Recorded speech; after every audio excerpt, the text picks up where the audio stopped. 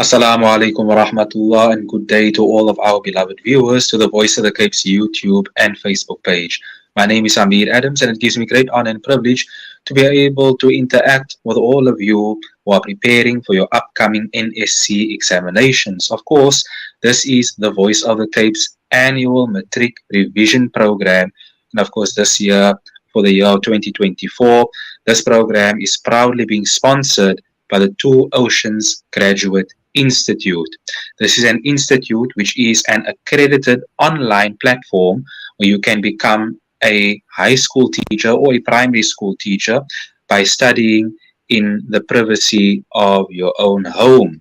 If you'd like to find out more information pertaining to this year's official sponsor of the Voice of the Cape's Matric Revision Program for 2024, you may visit the Two Oceans Graduate Institute, which is, of course, our main sponsor for this year, on their website www.togi.ac.za, or you may call them on 021 829 7015. For today, it gives me great honor and privilege to introduce you to our respected facilitator for today's Matric revision session, and that is none other than Ms. Ni-shaat Dastagir, who is an English educator at the Mitchells Plain High School, and she will be going through content for English Paper 2. Let me repeat, English Paper 2, where she will specifically be dealing with Othello and the character list in particular. Without further ado, we hand over to Ms. Ni-shaat Dastagir to conduct today's session. All yours, ma'am. Okay, thank Shukran Amir. Assalamu alaikum wa rahmatullahi wa barakatuh to all the listeners. Shukran for tuning in to today's session. I am Mrs. Ni-shaat Dastagir, and today I will be delving into the world of Shakespeare. And in particular, today we'll be dealing with Othello. We'll be dealing with the character list, and hopefully, inshallah, we'll be able to get onto the themes as well. So without further ado, let's begin. Okay, so our drama Othello, right, and for all the dramas in particular, there are some key facts that the learners need to know and understand, because it is Shakespeare and can be a little bit complicated, but alhamdulillah, we'll get through it. Okay, so some of the key facts that learners need to understand in Othello, you need to understand that the full title of the drama is the Tragedy of Othello, the Moor of Venice. The play was written in England in the year 1603, and it was first published in 1622. So the literary period is the Renaissance period, okay, and obviously the genre for this drama is a tragedy like most of Shakespeare's works. Okay, so the setting, okay, so we ultimately where all the events take place or happen is the cities of Venice and Cyprus. Okay, so the climax of the drama Othello is when Desdemona is killed by her husband Othello.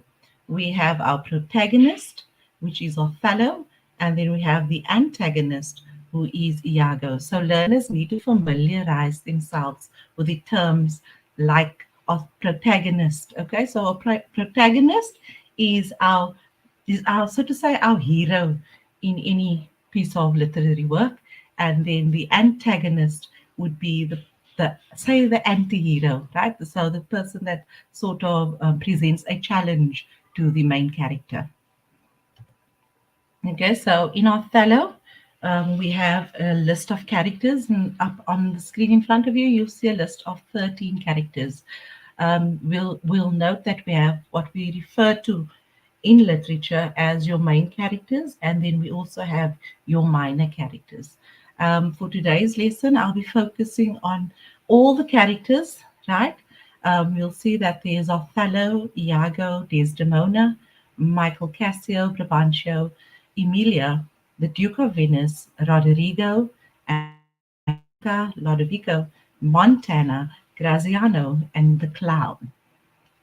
Okay, so first of all, we have our protagonist, right? And his name is Othello. Othello is a Christian Moor. Okay, so he has the reputation or a high reputation as a general in the Venetian army. Okay, he is married to Desdemona, and Desdemona is the daughter of the Venetian senator Brabantio. He is plain spoken, and Othello generally is the good guy, right, throughout the drama. Okay, you'll note that he has a very honest nature, and he has the status. He has acquired the status of the outsider. So, in other words, he's not part of Venetian society. He is vulnerable, right? In other words, he has some he lacks certain skills, or lacks self esteem in certain aspects of the novel, of the drama, sorry, to the plots of his standard bearer, which is Iago. So he is vulnerable because he falls prey to Iago's plots, okay, within the drama. And then we have Othello. And Othello also, he suspects his wife Desdemona of infidelity. So what infidelity basically means is he suspects that Desdemona is having an affair behind his back. Okay, here we have, and this is one of my favorite characters, right? And he's Iago. And I sort of chose that picture to show learners that Iago is basically the puppet master of this drama. Okay, he is also what we refer to as the antagonist within the drama. So Othello's disloyal standard bearer and the villain of the play. So he's angry at Iago and at Michael Cassio because he feels that he is part of the Venetian society and he is and what you can refer to as an insider. So he's angry at having been passed by over by Othello for the promotion to the ranks of lieutenant. So Othello overlooked Iago, right? And he promoted a different character to the ranks of his lieutenancy within the Venetian army. So he seems to enjoy creating mayhem for his own sake. So in other words, he likes to watch other people sort of go fall down under. So Iago develops a intricate conspiracy to ruin Othello. So ultimately, he wants to prove that he sort of wants to highlight Othello's insecurities, and it is ultimately that insecurities that ruin Othello. He is married to to Desdemona's, how can we say, chambermaid, and she is Amelia. So Iago and Emilia are husband and wife. Okay, so very innocent, Desdemona. Okay, um, Desdemona is Othello's wife, right? She is also the daughter of the Venetian senator Brabantio. Okay, so she elopes with Othello before the play even begins. Okay, so Desdemona is seen as a model wife.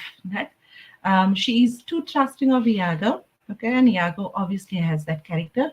She follows Othello to Cyprus because she's that much devoted to him. So she shows constant loyalty to her husband, Othello, even to the moment of her death. Okay, so remember, the climax of the drama is when Othello kills Desdemona. Okay, and even in that moment, she shows loyalty and devotion to her husband, which is Othello. Okay, so he's killed. So she's killed by Othello on false suspicions that she has been unfaithful to him, and that plot is put into place by the antagonist, which is Iago. There we have Michael Cassio. So Michael Cassio is your typical young man. Okay, he's young, he's charming, and he's a handsome soldier. He is promoted by Othello to the ranks of lieutenant over the more experienced Iago. So this is also what fueled Iago's plot right? Because he felt that he was more experienced than Iago. He had his plot involved sort of getting rid of Michael Cassio as well. So Cassio is loyal to Othello and friendly with Desdemona, and therein lies the problem.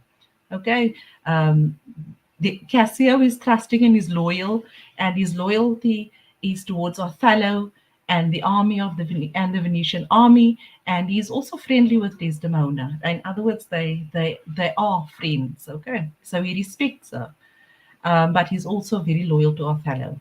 So Cassio, he's seen as intelligent, and he's not cunning in any way. So in other words, there is nothing. He's not a character that can be seen as someone who is a menace, right? And he doesn't have any ill feelings towards anyone in the beginning of the drama. So he's easily ensnared by Iago because he's such an innocent, loyal young boy in a plot to convince Othello that Desdemona has cheated on him. So he's easily ensnared by Iago because of his innocence. Okay, there we have Brabantio. So Brabantio is Desdemona's father. He is also a senator in Venice. At first, enraged. Okay, so Brabantio is in first enraged by the fact that, or is angry at the fact that Desdemona and Othello are married. Okay, but later grants them a grudging blessing. So, in other words, at first he is angry at his daughter for eloping with Othello, but later on he does sort of give them a half-hearted blessing, for, to, so wishes them well on the road of marriage. Okay, his blessings never seems heartfelt. So if anybody understands the themes, right, and the characters and the Venetian society, you would understand why his blessing of the marriage is not really heartfelt. Okay, he dies of grief shortly after Othello and Desdemona's departure to Cyprus and before any of the tragedies occur in the play. Okay, there we have Amelia. Okay, Amelia is Iago's wife. Okay, and unknowingly, she sort of also helps Iago's plot to this, is assisting Iago in his plot to destroy Othello. Okay, so she's Iago's wife. She's also Desdemona's friend and serving woman. In other words, she's a chambermaid or a maid. She less Emilia is less idealistic about marriage and the world in general. Okay, she is loyal to Desdemona, her mistress, but how loyal is she? And that's the question you need to ask yourself. She steals Desdemona's handkerchief for Iago, but does not know anything about Iago's plot at the time when she steals the handkerchief. When she does learn about Iago's plot, she tells all, and Iago kills her for exposing him and his devious plan. So, in other words, there's two tragedies now that learners need to take note of, right? So, that is first the tragedy of Othello killing his wife, who is Desdemona, and then the second tragedy is Iago killing his wife Emilia. Okay. There we have the Duke of Venice. He is the official authority in Venice. He has great respect for Othello as a military man. Okay, but does he really have respect for Othello as a man, right? Who is considered the outsider of the Venetian society? He does not betray. He does not betray any racial prejudice against Othello. Okay, so in the drama itself, we don't see him having any racial prejudice towards Othello at any time. He sends Othello to lead the Venetian mission to defend Cyprus against the Turks. Okay, there we have what we refer to in literature as our minor characters, and we'll see there's Rodrigo, and he's a long rejected suitor or admirer of Desdemona, and he was also the person or the man that Brabantio initially would have liked his daughter to get married to. Unfortunately, things did not go as planned, although he did try to seduce her, or get her to marry him by throwing jewels and stuff at her. And then we have a Bianca, and Bianca is a prostitute in Cyprus at the time, who expresses real feelings towards Michael Cassio. However, Michael Cassio mocks her for it. Then we have Lodovico, a relative of Brabantio. He acts as an emissary or bringing letters from Venice to Cyprus. So, in other words, Lodovico is a messenger boy. Okay, so he brings letters, he delivers the letters and stuff to Cyprus. Then we have Montana, the governor of Cyprus before Othello's time. Okay, then we also have Graziano, a kingsman of Brabantio who accompanies Lodovico from Venice to Cyprus. Then we have the clown, right? And this is ultimately Othello's fool or servant, right? So he's seen as a jester as well. So he provides entertainment, okay? And I want learners to take note of one aspect. So he only appears in two short scenes in the drama, but his riddling language reflects Othello's own language as the Moor descends into madness. So the clown is symbolic, right, of Othello's own language, right, as he descends into madness. Okay, so I'm going to move on to the themes. Okay,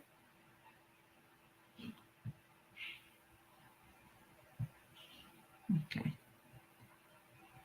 It's important for learners to understand the themes and the characters because it helps you to write a good essay. Okay. So, in William Shakespeare, right, like all literary works, they are what we refer to as themes, right? So, themes are either short, so that only last for a maybe one act, right? And then we have also themes that last throughout the novel or drama. So, in the drama of Othello, we have five themes, right? And the so first learners need to understand what are themes. Okay.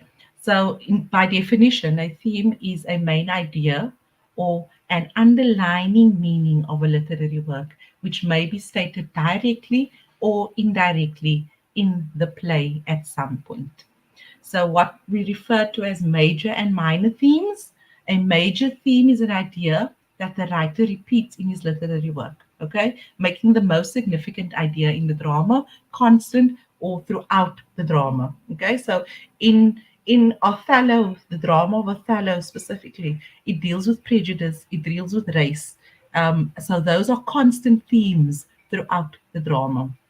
Then we have what we refer to as minor themes, and this refers to an idea that appears briefly in a drama, giving way to another minor theme. Okay, so like I said earlier on, it is brief, maybe only appears in one act, etc., etc. Okay. So, how do you learners identify a theme or what a theme is? Okay. So, sometimes the writer would express a theme through the feelings of the main character. Okay. About the subject he has chosen to write about. Themes are presented through thoughts and conversations of different characters. So there are themes that come across in Iago's soliloquies. Okay, so learners need to also be familiar with how to identify those themes, right? And pay special attention to the soliloquies because that is where certain things are revealed. Okay. The experiences of the main character in the literary text also gives us an idea about its theme. The actions and events taking place in a narrative are consequential in determining the theme. Okay. So in Othello itself, right, we have five themes that the drama deals with or the play deals with. And the first one is prejudice. Then we have appearance versus reality. We also have jealousy, manhood and honor, womanhood and sexuality. Okay. So the first one here, prejudice. Okay. So the most prominent form of prejudice in Othello is racial prejudice. Okay. So in other words, you'll find that there's a lot of what we refer to, maybe we can call it jokes about Othello and the color of his skin. Okay. Because he's not white like most people in that society at the time. He is a darker skinned man. So referenced, and here I used a reference to Act 1, and where we have Rodrigo and Iago belittling Othello in obvious racial terms, referring to him as a Barbary horse and thick lips. So in other words, a Barbary horse is a black horse, right? And obviously he has thick lips. They're referring to his lips as well. So, in almost every case, the characters describe Othello as an animal or a beast, okay, and racial terms, right? So, that also highlights the racial prejudice that is happening in the drama. So another one is the characters almost always use direct language to define Othello as an outsider of the white Venetian society, but as being less human and therefore less deserving of respect, hence the references to animal or beasts. Okay. Then Othello also seems to have internalized his prejudice by describing himself in similar unflattering racial terms. So, in other words, he now internalizes what people says about him, right? And he refers to himself in the same manner, or he sort of his self-esteem drops, right? Because he thinks that everybody is saying this about him, so he sort of takes that in and he starts describing himself in those terms as well. So, after Desdemona's supposed unfaithfulness, Othello quickly turns into the unrational animal or monster that the white Phoenician society accuses him of being. Okay, there we have again prejudice continues. So misogyny. So most of you should know by now that misogyny means or refers to a dislike or maybe an innate dislike towards women or hatred of women is also displayed throughout the drama. So primarily focusing on women's honesty and dishonesty about who they are. Right. So, in all cases, the characters also who display these prejudices seek to control and define another person or group who intimidates them. So, what ultimately intimidates them is Othello, the black man, coming in.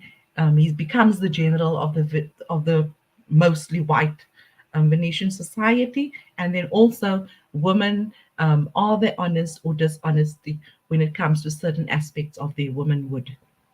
So prejudice is used to identify outsiders and insiders and to place yourself within a dominant group. So it's the in group and the out group. And obviously, in the society, um, Othello is seen as an outsider, and the white purebreds of the Venetian society is obviously the insiders. The same way this applies to women also in the drama, where women are seen as outsiders and men are seen as insiders. Okay. An example of this is when Othello concludes his suicide speech. So after Othello kills his wife, Desdemona, for seemingly being unfaithful, right? He has in conclusion of the play, he uses religious prejudice against Muslims to cement his place within the mainstream Christian Venetian society. Okay. So here we have another one, and this is very popular because I think we find it in Hamlet, we find it in the picture of Dorian Gray, we also find it in the Life of Pi, Hamlet, and it is the theme of appearance versus reality. So the tragedy of Othello centers on the ability of Iago to mislead the other characters by encouraging them to misinterpret what they see. Okay, so in other words, Iago is a master puppeteer, okay, and he sort of puts things in some of the characters' heads and minds, and so they misinterpret innocent moments among between each other. Okay, so Othello himself is susceptible to Iago's ploys because he is honest and straightforward. So we need to understand that Othello is simply a a man with a low self-esteem, right? Um, he's honest, right? And he's quite trusting also, which makes him to a very large degree a naive person, right? Because Iago is able to use these character traits against him. Okay. An example of this is when Iago says, the Moor is of free and open nature. And this is an example of Iago manipulating um, Othello. The Moor is of free and open nature, that thinks men honest, that but seem to be so, as tenderly be led by the nose, as asses are. Okay, in this case, asses are referred to donkeys. Okay, so this quote from the drama highlights Iago's ability to play on Othello's honesty or honest nature. So, the numerous examples of unreliable reality is through the language of the play, which time and again refers to dreams, trances, and visions, and constantly highlighting this theme of appearance versus reality. So, Shakespeare extends this theme by including the art of playwriting and acting, and he does this by incorporating Iago's soliloquies, etc. Okay. Then appearance versus reality continued. Iago creates scenes within scenes, right? By setting up encounters between two characters and putting a third in the position of a spectator. A good example of this is when he has Othello watch Michael Cassio, and Desdemona speak, and he has Othello watch him speak with Cassio about Bianca. Okay, so in other words, what Iago is doing here, he has Othello watching Cassio and Desdemona, and he has Othello watch him speak with Cassio and Bianca at the same time. So in other words, he is trying to get Othello to misinterpret the interactions between Cassio and the two female characters, which are Desdemona and Bianca. Okay, so by doing this, Iago manipulates Othello so that he sees the appearance Iago wants him to see rather than the reality of what is happening, making Iago ultimately the director, right? Again, puppet master, director of the play. Iago also addresses the audience through his many soliloquies, and learners need to familiarize themselves with the soliloquies within the play. Okay, I think Hamlet has like something like six soliloquies, and soliloquies is basically what we refer to as one side. So, in other words, it's the character addressing the audience. Okay, that is what or an aside where the character is alone on stage and he is addressing the audience. Okay, so or you can, in simpler terms, thinking out loud. Okay, so Shakespeare draws attention to the way that a playwright and actors create an appearance on stage that tricks the audience into seeing something other than the reality of what is actually happening. Okay, so I'm just going to go to the next themes, part two. Okay. Okay. So here we have, this is the third theme in the novel. I'm sorry, in the drama, and it is jealousy. Okay. So jealousy is closely associated with the theme of appearance versus reality. An example of jealousy in the drama or play is when Othello demands that Iago provide ocular proof of Desdemona's infidelity. Okay, so in other words, Othello wants to see visual evidence. He wants to see hard evidence that his wife is being unfaithful to him. Right. So Othello's jealousy impedes his ability to distinguish between reality and appearance. So the ocular evidence, right, that Iago does present to Othello is obviously the handkerchief, right? And this handkerchief is a symbol of Othello's love for Desdemona, right? And it's the handkerchief was passed down from Othello's mother, okay, and Othello gave it to Desdemona. So that is the ocular proof that Iago uses, to prove Desdemona's infidelity.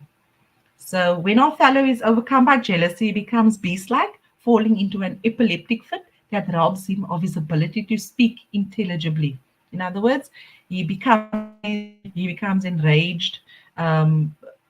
He, he sort of what they talk to term as beast-like, and he loses his ability to think straight, right? So intelligibly, his ability to think straight and to speak properly. So both Rodrigo and Iago acts to destroy Othello out of jealousy, leading to disastrous consequences. I think you should all remember that Rodrigo, yes, he's a minor character, but he's also in cahoots with Iago because he is also in love with Desdemona, and he feels that he is more deserving of Desdemona given the society, due to societal norms. Okay, so he assists. So Rodrigo then assists Iago to destroy Othello, right? Make it by using the theme of jealousy. And then we have manhood and honor, right? So in this era, right, manhood was associated with honor. Okay, so in other words, if you were an honorable man, right, that would give you higher status in your society. Your manhood was also judged by the type of woman that you have on your side as a wife. Okay, so throughout the play, the male figures seek to assert and protect their manhood and honor.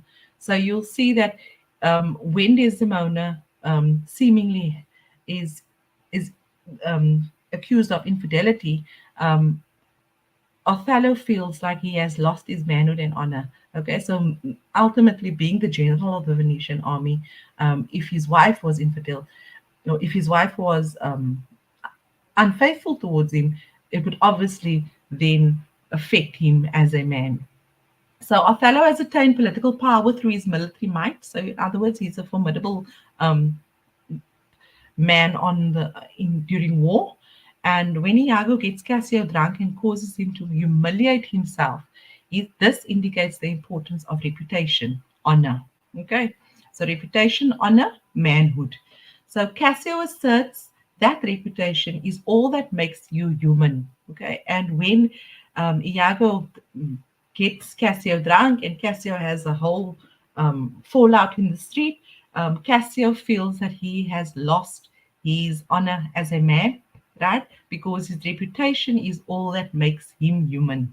So, an example of that, I've lost my immortal part of myself, and what remains is bestial. Iago also asserts that reputation is more valuable than anything in the world. Good name in man and woman is the immediate jewel of their soul. So, in other words, if you maintain a good reputation, right, you will always be honorable and you will be a jewel of society. Okay, so men build their honor through military exploits. The primary means by which men define their honor when not in war is their ability to command the faithfulness of their women. Okay, so like in the previous slide, I said that when Othello felt that Desdemona was unfaithful to him, he sort of lost his honor as a man. So Brabantio's honor is called into question when he is unable to control the romantic impulses of his daughter Desdemona. Because Desdemona eloped with Othello and she never asked her father's blessing initially to marry Othello, right? But why did she do that? Okay, so that's one of the questions we need to ask also. Would their marriage have been acceptable in the era that they were a part of? So Othello is driven to question his own manhood when Iago makes him doubt whether he has power over his wife. So Othello is driven to question his own manhood, right? When Iago puts these ideas of Desdemona's infidelity and then creates the doubt in his mind, and he's also sort of he's questioning his own honor as a man. An example of Othello questioning his manhood is when he says, "A horned man's a monster and a beast." Okay?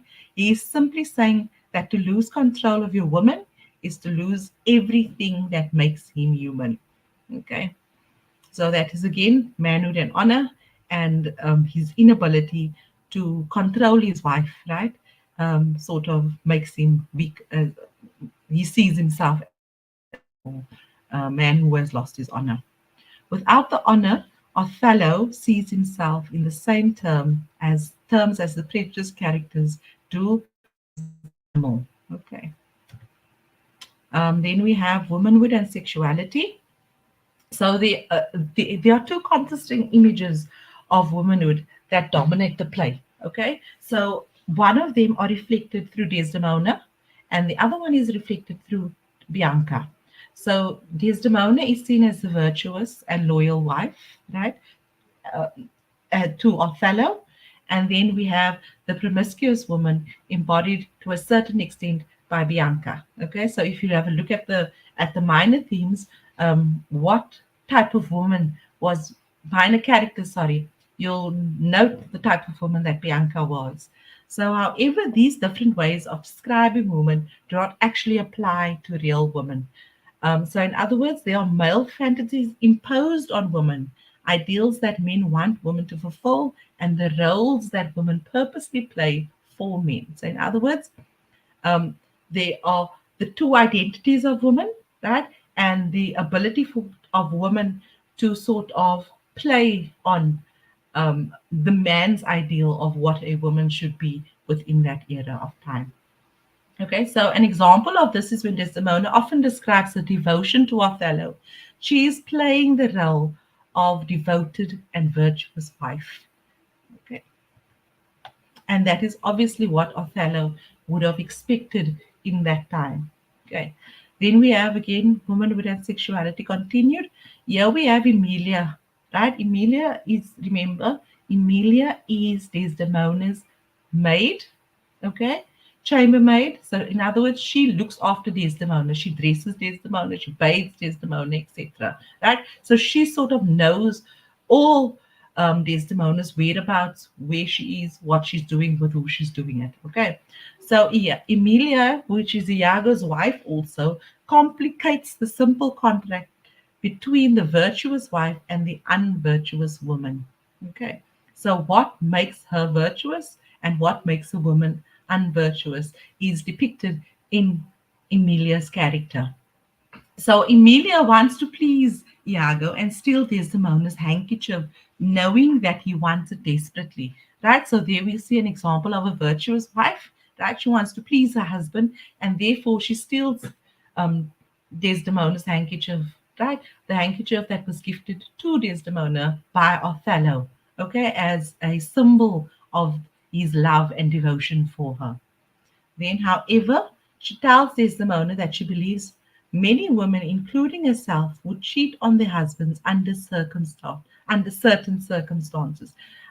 So Emilia never cheats, right? And she's never unfaithful to Iago, nor is Desdemona ever unfaithful to Othello. Okay.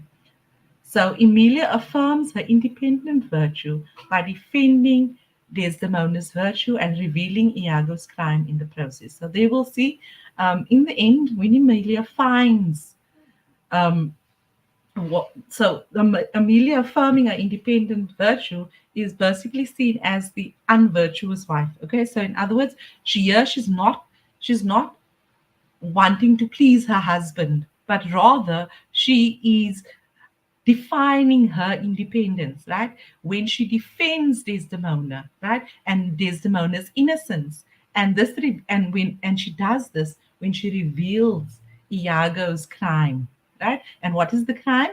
By taking the handkerchief from her and using it as ocular proof or proof of Desdemona's illness. So, womanhood in Othello is often defined by men in terms of pure virtue or voracious and deceptive sexuality. So, in other words, women have the ability to deceive the men in the society. And this is the way women are viewed in that time. Okay, so the play proves that women in general are far more complex than what men define them as. So, in other words, women are not just the plain and simple. So there's this gray area, right? And this is portrayed in Emilia's character throughout the novel, throughout the drama, sorry, and even Bianca. Okay. And I think that is the wrap for today. So next week we'll be looking at the symbols in Othello. And then thereafter, we'll maybe touch on some questions, inshallah. I hope you've got some more insight into the themes and the characters. Remember, learners need to understand this and they need to understand it well in order to make connections to write a good literature essay. So that's a wrap from me for today. Shukran everybody for tuning in. Assalamu alaikum wa rahmatullahi wa barakatuh. Amir?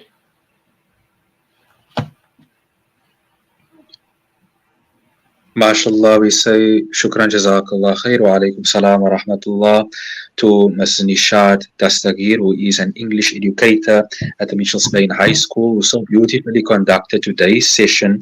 And that, of course, was dedicated to all of our matriculant students who are preparing for the upcoming NSC examinations, where Ms. Dastagir went through content for English Paper 2, focusing specifically on Othello and the character list as well. We'd like to thank the esteemed Ms. Ni-shaat Dastagir for beautifully conducting today's session, and I know that all of the matriculants out there have greatly benefited from today's session.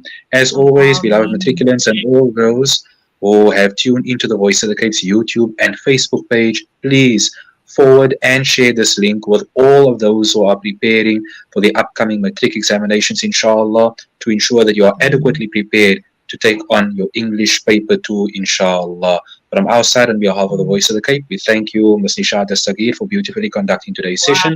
And as a reminder, of course, this is the Voice of the Cape's online matric revision program for the year 2024, and it's proudly being sponsored by the Two Oceans Graduate Institute, which is an accredited and an online platform, rather an accredited online platform where you can become a primary school or a high school teacher by studying in the privacy of your own home. If you'd like to find out more information about them, you may contact them on the number 021 829 7015, or you may visit their website www.togi.ac.za.